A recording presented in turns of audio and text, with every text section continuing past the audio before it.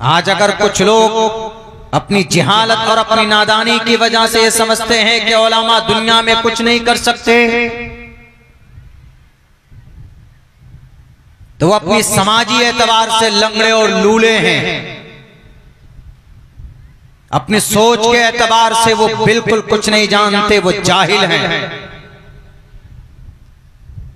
इस दुनिया के अंदर जो बड़ी बड़ी तब्दीली और इनकलाब पैदा हुआ है तो उसके पीछे हमारे उलमाए किराम का मुकम्मल हाथ है। चाहे वो जंग के मैदान हो, चाहे वो सियासी और समाजी मैदान हो। आज कुछ लोग बैठे हैं अपने आप को तुर्रम खां समझते हैं कि हम ही मुआशरे के मालिक हैं, हम ही समाज के अंदर तब्दीली पैदा कर सकते हैं।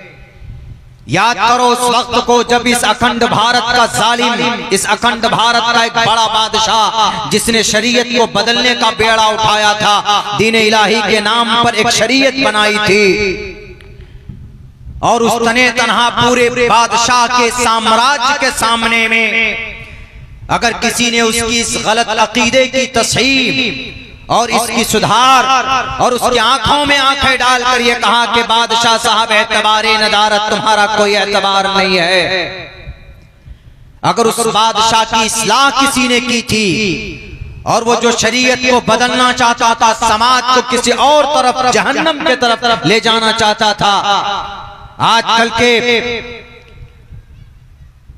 मसनूई और मनगढ़ंत कहानी बनाकर समाज के सामने में अपने आप को लीडर बनाने वालों, एक आलिम दीन थे, एक मर्द मुजाहिद जिसका नाम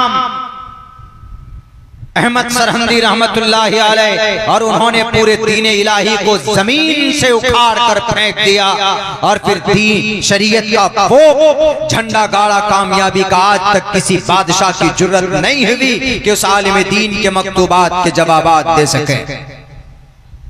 मुजद्दिद अल-फसानी रहमतुल्लाहि अलैह, उलमा जहां पर भी पैदा होते खड़े होते हैं तो इनकलाब पैदा होता।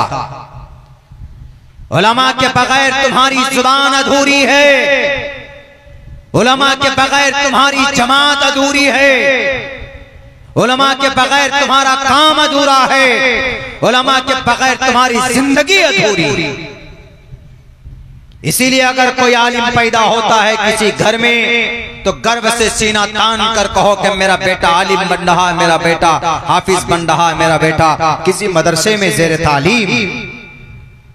ये मत समझना कि आपका बेटा आगे चलकर 10-15 हजार रुपए कमाएगा, ऐसा कुछ नहीं है। अरे जो 10-15 लाख रुपए महीने में कमाते हैं तो क्या वो जन्नत चले गए? आज भी जलवा अगर किसी का है, आज भी अगर किसी की इज्जत में बढ़ोतरी होती है उसकी उम्र के साथ, तो वो मुकद्दस जमात उलमा इकराम की जमात। आज उलमा को कमजोर समझते हो, उलमा के बगैर कोई ढंग से रास्ता नहीं चल सकता। चाहे सियासत का मैदान हो, सियासत का फील्ड हो, कि समाज का कोई फील्ड हो, तालीम का कोई मैदान। तुम झूठ बोल सकते हो, आलिम दीन कभी झूठ नहीं बोल सकता। तुम रिश्वत ले सकते हो, आलिम दीन कभी रिश्वत नहीं ले सकता।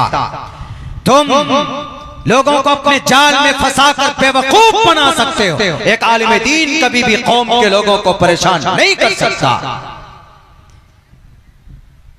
तुम क्या उलमा की अहमियत को जानो? और अल्लाह की उलमा की फजीलत तो अल्लाह अपने कुरान में पेश करता, इन्नमा यख्शल्लाह मिन इबादिल उलमा।